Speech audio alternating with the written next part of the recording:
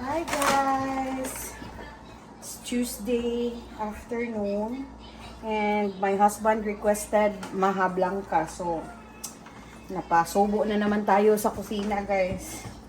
Mga cravings ng taong to. Kanang sanay, pakalit-kalit pa. Anong term yan? Pabigla-bigla. Pabigla-bigla. So, sinabihan ko siya, kung gusto mo kumain, maghapit ka sa grocery ng mga dilata. So, ayan, bumili siya ng mga dilata. Tapos ngayon, ayan, sinagol, ano yun? Hinalo ko lang lahat yung mga ingredients. Kernel, umiiyak na yung baby natin. Kernel corn, cream style corn, tapos evap, tapos dalawang gata, tapos condensed, tapos sugar. Tapos ito na, cornstarch. Last na ito guys, kasi ito na yung magpapatigas ng gahi na. Ayan, umiiyak ng baby namin kasi inuna kasi mga cravings ni daddy, no? Ayan, tumitigas na siya guys. So, hindi ko siya hinahalo right away. Kasi may tendency na masusunog siya. So, last na siya kapag nagbukal na yung mixture. Oh, ihalo mo muna kasi pala ng ano? si baby. Lakas ng apoy.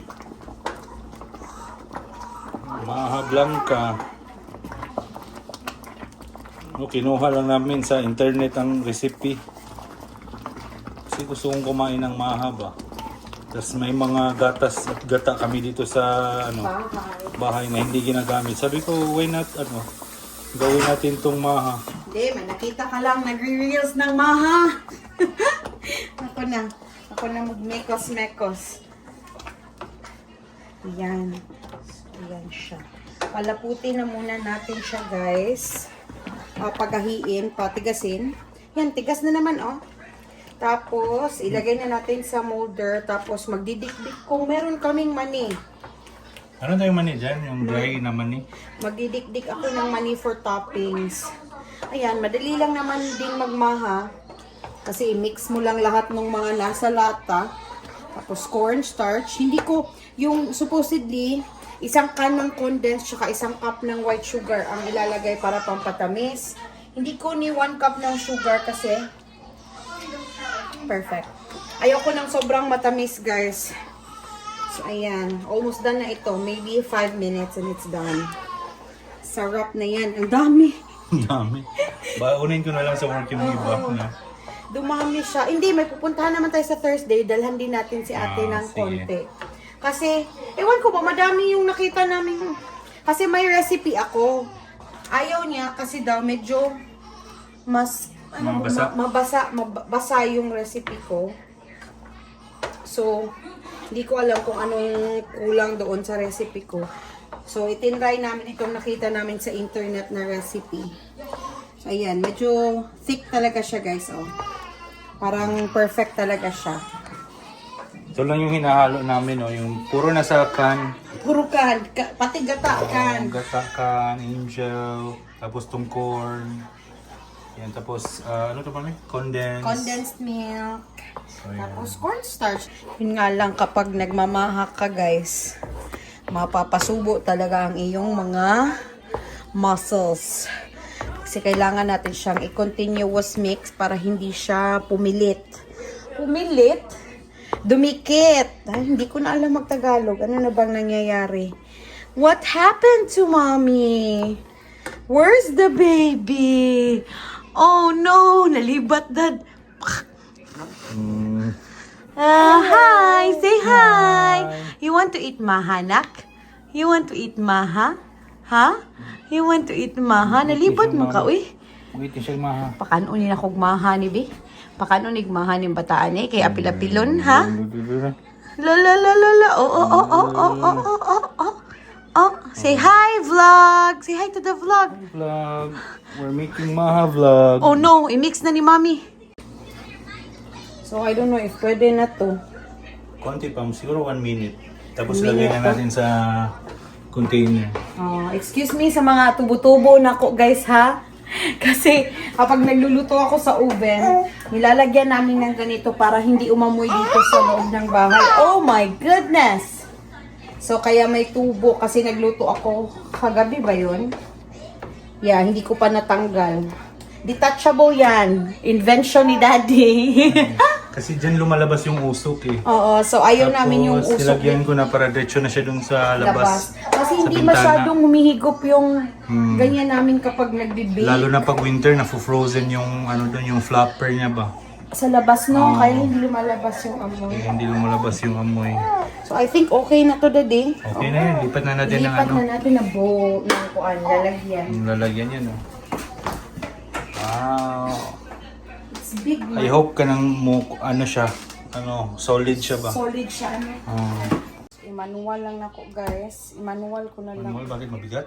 Mabigat siya, love. Uy, tingnan mo, dami kaya niyan. Yan ang buhos mo, ako mag-ano, babe. Ikaw mag-hold? Sige, hold natin. Sige. So, ganyan natin. Yan, ganyan. Gilid mo. Tapos yung kasya ba? Kasha, I hope so. Pag hindi, meron pang isa. Hala, parang hindi, love, or Makapal, sobrang kapal. tama na, no? Hmm. Next. Hala, ang dami talaga, guys. Pwede akong magtinda sa ginawa kong maha. Ayan. Dryer. Sabi nila, ganyanin daw. Para walang bubbles. Okay na yan. Okay na Ito. yan. Sana mag-ano. Kukuha pa ako ng isang lalagyan. Sige. Move natin ito dito. Ang dami. Ilang ano ba yan? Ilang Isang, coconut? dalawa lang. Dalawa? Isang recipe lang naman to, love, eh. Sige. Yun na. Sige, hold mo.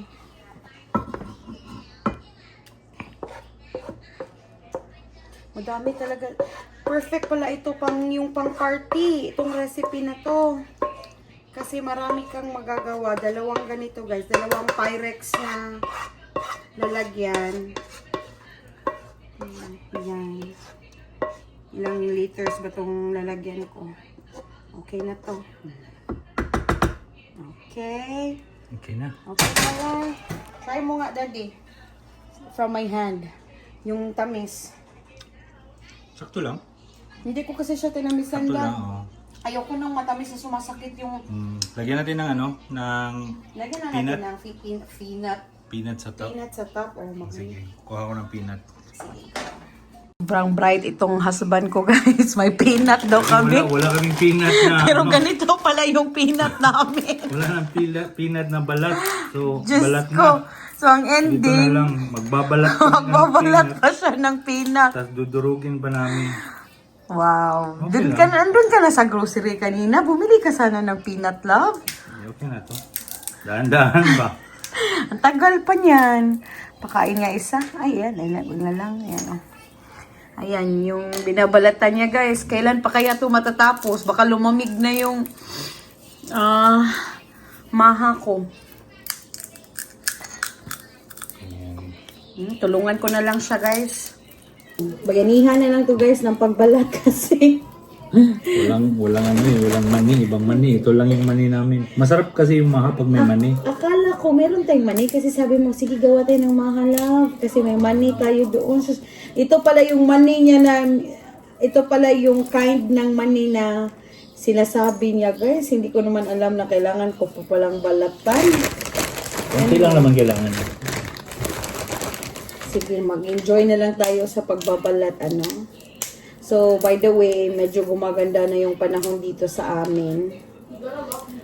Gumaganda na siya, guys. Meaning, masaya na ang mga tao. Katulad ko, kapag mostly sunny na siya everyday, dad, no? Oo. So, hindi Hindi na siya masyado malamig kasi may araw. hindi din madilim. Nakakawala na ng mga depression. Nakakawala ng mga stress at depression sa ating mga katawan. So, yung sinasabi nilang nakaka-depress daw yung winter, totoo talaga yun, guys. Magte-testify talaga kami nun kasi di naman kami depressing tao. Sabi nila, common down sa mga puti na gano'n, na-depress. Pero hindi, kahit kaming, or ako, tayong mga Asian, kapag ganun yung weather, nakaka-affect talaga sa ating mga ano ba yun? Emosyon. Kasi lumaki tayo sa ano, yung araw na na lugar, Na di ba? lugar. Tapos, ang medyo sad-sad lang is kapag umuulan sa atin. Pero dito, my God, can you imagine? Ilang buwan kayang ganun, di ba? So, starting November yan, ganyan na. Gloomy na. Kaya nasilto mami? Sakto na ito. I hope so. Sige, tama na yan, love. Uy. Gurugin pa no. Oh, tapos sprinkle lang natin ang top. Huwag na nating damihan kasi baka hindi na tayo makapagluto ng hapunan. Alas 7 na pala. Magluluto pa ako ng dinner, guys. Paano natin ito yan, i-crush? Yan na, problema na. Lagay mo sa ziplock tapos gawin sa baso. Sa kuan ng baso. Back ng baso. Sa buntot. Saan na, love? Lubot. Sa lubot. Likod ng baso. Likod? Dili likod. Uy, in Tagalog. Sorry guys, we're trying our very best. Hindi kami best in Tagalog sa high school. Yan. So, yan, tama na yan. Okay na to. Susan, ang dumi na ng mesa. Yan yung gagamitin namin guys. Isang platito ng Isang mani. platito ng mani. Yan na. Okay na to. Parang walang nangyari. Durog din guys oh. Parang walang nangyari, guys. Ayan, oh. Pwede na yan daw. Yan na ano. Ito na yung dinurog namin naman eh. Hinurog naman eh. So, itatoppings na natin to sa Maha Blanca. Wow. Ayan oh, parang true din oh. Bakit false ba yan? Oo, sa atin ito kanina eh. Oh, marami nga yung mani. Actually, nadamihan natin, no? Madamihan, konti lang pala yung kailangan eh. Kainin na lang natin. Sa kabila. Wow, sana oil. Tapos, palamigin lang siya natin, guys. Tapos, i-chill natin konti sa fridge para ready for dessert. Magluluto muna ako ng ulam kasi yung uulamin lang naman namin is magigisa lang ako ng sayote tsaka kalabasa. Yun May lang. niluto ka ng sabaw? Oo, yun lang. Okay lang yun. Lagyan na lang. Sige. Magluto. Sige, di na lang daw ako Paano yung baon mo bukas? Yan, Yung sabaw? yung sabaw. O sige, lagdagan ko na lang ng petchay kasi paubos na yung petchay eh. Iubos mo na lang itong mani, mami. Oh, iubos na lang yun. Sayang din. What are you guys cooking? Maha Blanca. What is that? What is it made of? It's a dessert It's a dessert. It's a Filipino dessert. made with Coconut milk, corn. It looks yummy. Wow, it looks yummy, I know. So, ayan na. Luto na ang aming Maha Blanca. So, yun lang, guys. Thank you so much sa panonood. Magluluto muna ako ng dinner kasi baka ang ma-dinner namin... Ay, hindi na pala ako magluluto. Ay, hindi. May piprituhin pa akong steak. Yung sobra kagabi kasi nagluto kami ng steak kagabi. Eh, medyo madami siya. 4 slices siya. 3 lang yung niluto ko. Yung isa, iniwan ko. So, yun na lang ang piprituhin ko. Tapos, meron pa kaming leftover na gulay kaninang lunch. So, kumakain din naman ng gulay yung mga anak ko, guys. Yun yung kinaganda. Hindi ako kailangang magluto ng mga fried chicken or kahit ano. Kasi kung anong niluluto ko na ulam na gulay or isda, kumakain sila. So, yun na. That's it for our Tuesday afternoon. Yung pantry, isara mo. Nakikita nila yung kalat ng bahay natin. So, yun na. That's it for our Tuesday afternoon. Thank you so much, guys, for watching. And we'll see you in their next one. Bye!